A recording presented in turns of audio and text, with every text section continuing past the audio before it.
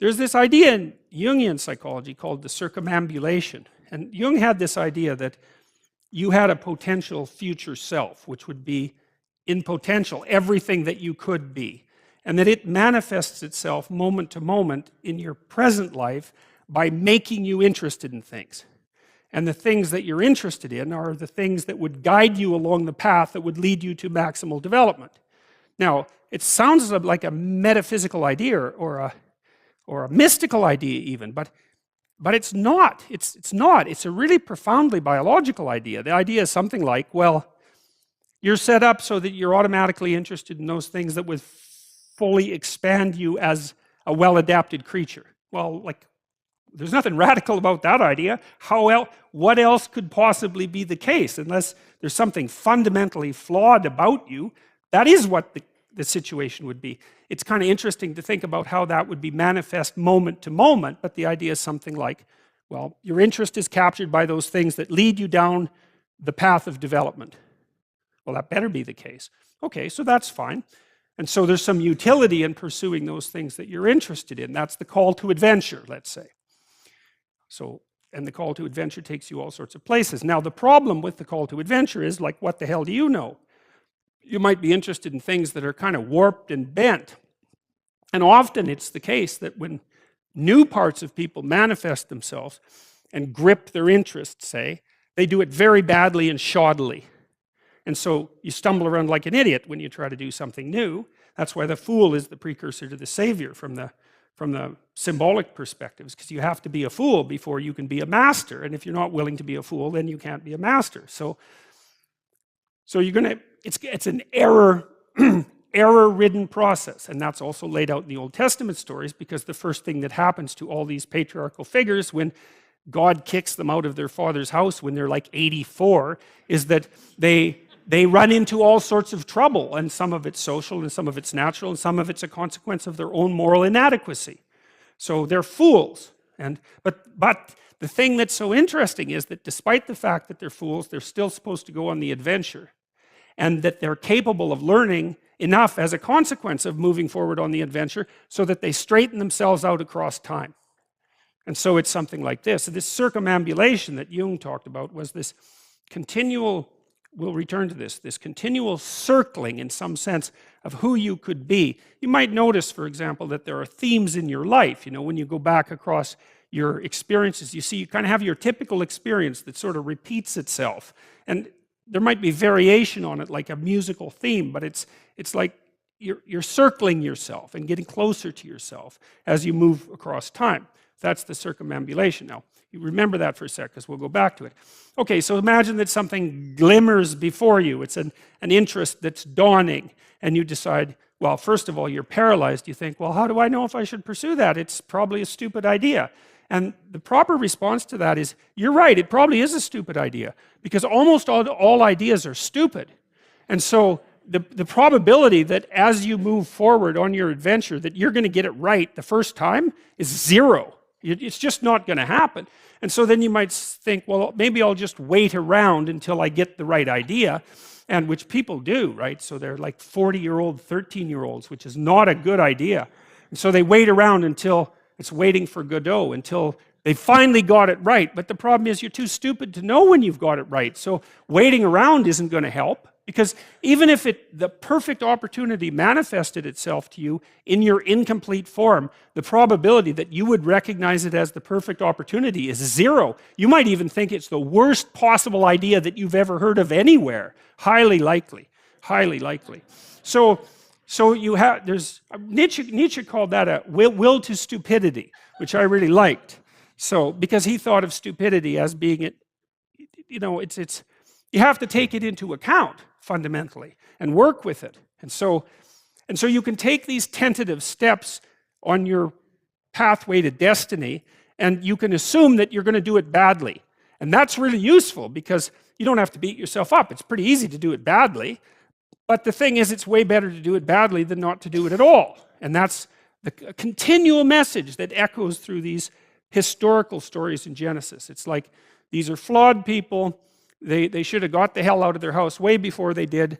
And they go out and they stumble around in tyranny and famine and self-betrayal, and and violence, but it's a hell of a lot better than just rotting away at home.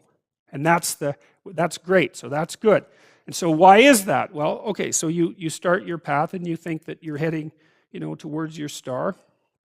And so you go in that direction. And then, because you're here, the world looks a particular way, but then when you move here, the world looks different, and you're different as a consequence of having made that voyage. And so what that means is that now that thing that glimmers in front of you is going to have shifted its location, because you weren't very good at specifying it to begin with, and now that you're a little sharper and more focused than you were, it's going to reveal itself with more accuracy to you. And so then you have to take it's almost like a 180-degree reversal. But it isn't, because, you've gone this far, and that's a long ways to get that far. But that's a lot farther than you would be if you just stayed where you were, waiting. And so it doesn't matter that you overshoot continually, because as you overshoot, even if you don't learn what you should have done, you're going to continually learn what you shouldn't keep doing. And if you learn enough about what you shouldn't keep doing, then that's tantamount at some point to learning at the same time what you should be doing. So it's okay. So it's like this. Now, what's cool about it, though, I think, is that as you progress, the degree of overshooting starts to decline, right? And that we know that there's nothing hypothetical about that. As you learn a new skill, like even to play a song on the piano, for example, you overshoot madly. You're making all sorts of mistakes to begin with, and then the mistakes, they disappear. There's a great TED talk, I think it was, about this guy set up a really advanced computational recording system in his home and recorded every single utterance his young child made while learning to speak. And then he put together the child's attempts to say certain phonemes and put them in the list, and you can hear the child deviating madly to begin with, and then after hundreds and hundreds of repetitions, just zeroing right in on the exact phoneme.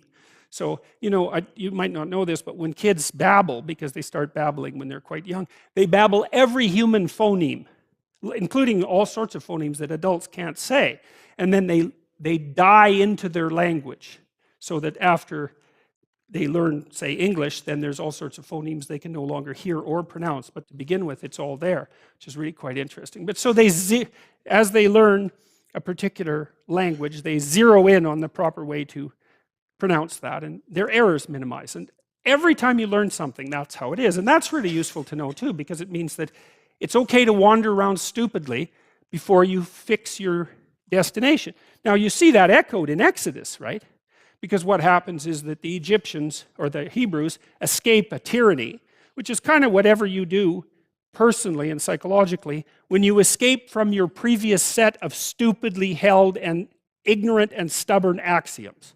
It's like, away from that tyranny. It's like, great, I freed myself from that. Well, then what? Well, you'd think, well, now I'm on the way. It's, no, you're not. Now you're in the desert, where you wander around stupidly, and worship the wrong things until you finally organize yourself morally again and head in the proper direction. So that's worth knowing, too, because you think, well, I got rid of a lot of things, excess baggage that I didn't need in my life, and now everything's okay. It's like, no, it's not. You've got rid of a whole set of scaffolds that were keeping you in place, even though they were pathological. And now you have nothing, and nothing actually turns out to be better than something pathological, but you're still stuck with the problem of nothing. And that's exactly why Exodus is structured the way that it is. It's that you escape from a tyranny. It's, hooray, we're no longer slaves. Yeah, well, now you're nihilistic and lost. It's not necessarily an improvement. But it is it's also useful to know that, because you can also be deluded into the idea that, imagine that you're trying to become enlightened, which might mean to turn all those parts of you on that could be turned on. You think, well, that's just a linear pathway uphill. It's just from one success to another. No, it's not. It's like, here you are, and you're not doing too badly, and the first step is a complete bloody catastrophe. It's worse. and then maybe you can pull yourself together and you hit a new plateau, and then that crumbles and shakes, and bang, it's worse again. And so because part of the reason that people don't become enlightened is because it's punctuated by intermittent deserts, essentially, by intermittent catastrophes. And if you don't know that, well, then you're basically screwed, because you go ahead on your movement forward and you collapse and you think, well, that didn't work, I collapsed. It's like, no, that's par for the course. It's not indication that you failed, it's just indication that it's really hard. And that when you learn something, you also unlearn something. And the thing you unlearned is probably useful, and unlearning it actually is painful. You know, let's say if you have to get out of a bad relationship. It's like there isn't any relationship that's 100% bad. And so when you jump out of it, well, maybe you're in better shape, but you're still lonesome and disoriented, and you don't know what your past was, and you don't know what your present is, and you don't know what your future is. That's why people stay with the devil they know instead of, you know, looking for the devil they don't know. So anyways, the fact that you're full of faults doesn't mean you have to stop. And thank God for that. That's a really useful thing. And the fact that you're full of faults doesn't mean that you can't learn.